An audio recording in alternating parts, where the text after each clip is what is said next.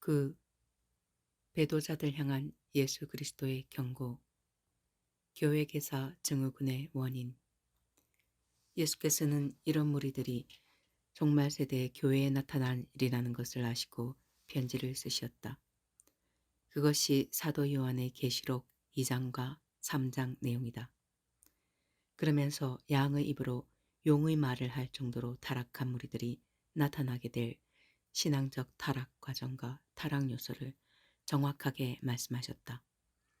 그 가장 핵심적인 문제는 첫사랑의 상실이라 하셨다. 이 비극에 관해서는 장을 달리하여 자세히 언급하려 한다. 여기에선 그 첫사랑의 상실 후속 결과로 그 타락이 어떻게 진행되었는지 살피기로 한다. 양의 입으로 용의 말을 하는 자들은 거듭난 영혼으로서 하나님의 아가페를 받는 체험을 겪은 자들이다. 그런 자들이 아가페 윤리로 살기로 결단하는 것을 거부하는 순간 양의 입에서 용의 말을 하는 무서운 일이 벌어지게 된다. 그런데 이 결단을 거부하기까지 그들은 다음과 같은 타락 과정을 거친다. 우선 예수를 우상 숭배 대상이 되는 귀신처럼 대하게 된다. 즉, 성경과는 다르게 자신의 이기적 욕망이 상상하는 대로 예수상을 따로 그려내게 된다. 그리고는 그런 예수가 되도록 실제 하시는 예수 그리스도에게 요구하게 된다. 예수께서는 중언부언하는 기도를 하지 말라고 하셨다. 그런 기도는 이방인들의 주술적 기도라고 하셨다. 그런 기도는 하나님을 자기 필요를 채우는 기능점으로 여기는 자세이다. 주여 믿습니다. 믿습니다. 무엇을 주실 줄 믿습니다. 꼬리가 되지 않고 머리가 되게 하실 줄 믿습니다. 제게 영권, 물권, 인권 모두 내려주시사 주님께 영광 돌리게 하여 주시옵소서. 믿습니다. 이것이 그 중언부언하는 기도요. 예수를 제 욕구에 맞는 신이 되기를 구하는 자세이다. 이토록 탐욕에 찬 축복 요구 기도는 요컨대 예수가 이런 탐욕을 들어주는 신이 되기를 요구하는 자세이다. 이것은 예수 그리스도 자신과는 전혀 다른 신이다. 이런 자들은 반드시 예수의 초자연적 신비의 권능을 부러워한다. 신을 통한 이익치고는 최고의 이익인 까닭이다. 그래서 반드시 신비주의에 몰입한다. 이런 인간들은 하나님의 사랑이나 그에 따른 정의의 실현 같은 것에는 아무 관심도 없다. 있어도 제 축복 부풀리는 보조수단으로는 고려는 한다. 따라서 하나님의 사랑이나 정의가 제게 불이익을 끼치게 되면 성경을 인용하여 자신의 악을 정당화하고 의인을 정죄하기까지 한다. 이를 계시록에선 이세벨이라 했다. 이런 태도가 좀 더 발전한다면 반드시 그런 자신을 정당화시키는 쪽으로 질주한다.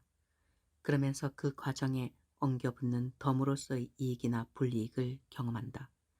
그리고 이런 새로운 이해관계에 따른 자신의 이기적 반응들이 자기 정체성의 일부분으로 녹아든다. 자기 정체성으로 녹아들었다는 말은 곧 그런 이기적 반영들을 미화시키고 정당화한다는 말이다. 그러면서 자기 자신의 일부로 삼았다는 뜻이다. 이 새로운 자기 정체성은 그때부터 자신과 이해관계를 같이 하는 집단, 이기적 분파를 위해 그 집단과 더불어 집단 욕구를 책임지는 데 서게 된다. 그리고는 그것이 곧 십자가요, 하나님의 정의를 위한 충성으로 여긴다. 원래 이런 종류의 인간은 개인적으로 행동할 때에도 성경을 인용하여 자신의 악을 변명하거나 정당화하는 것이 버릇이다. 하물며 이처럼 집단 이익을 위해 활동하게 되면 성경은 당연히 제 마음대로 해석하고 악하게 이용하는 것을 조금도 이상하게 여기지 않는다. 이런 자를 계시록에선 니골라당이라 했다. 이런 인간들은 자신이 소속한 집단 이익을 위한 열정이 정의라고 착각하려 하고 그래서 그렇게 착각하게 된다.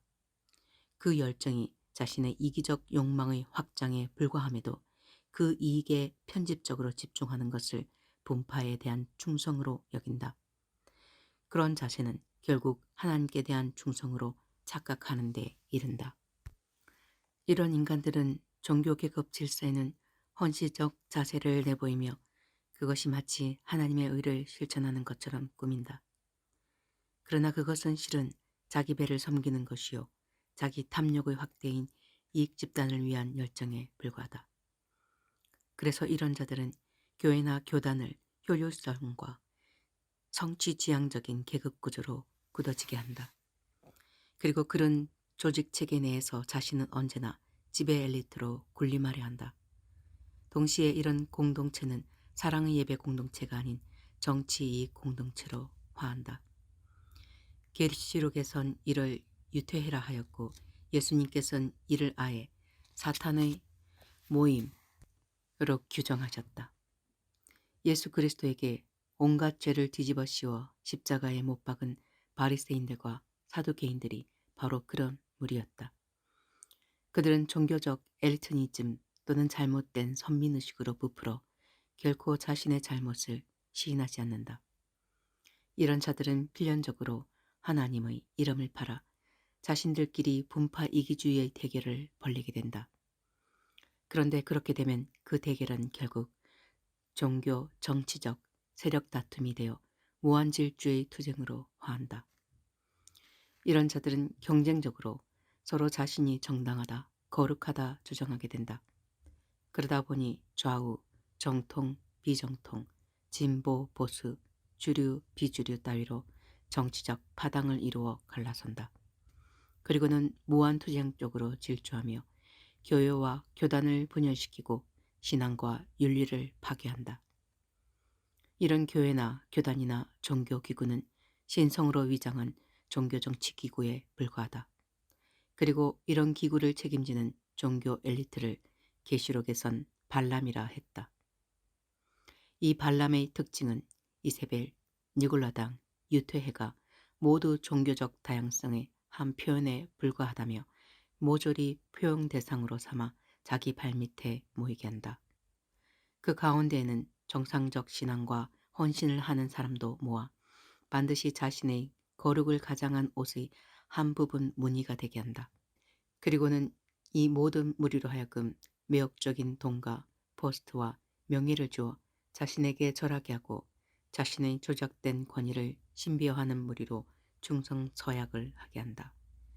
이렇게 해서 탄생하는 종교기구가 바로 계시록에서 말하는 그 배도자의 교회이다. 즉 영적 간음을 범한 음녀라고 지칭하는 거대한 종교 상업주의 기구이다. 그런 인간들이 가는 곳은 어디인가? 그들은 결국 인간신을 조작하고 그 밑에 예수를 내려앉힌다. 그러면서도 하느님만을 인류의 구세주로 믿는다는 말을 한다. 그렇다면 그것이 무슨 뜻일까? 하나님이 아닌 그 하나님의 의미는 앞에서 말한 것처럼 바뀌어 있다. 그것은 악한 영 그 자체이다. 지성을 가장한 이 더러운 교만의 귀신 언어를 한국교회는 철저하게 다스리고 씻어내야 한다.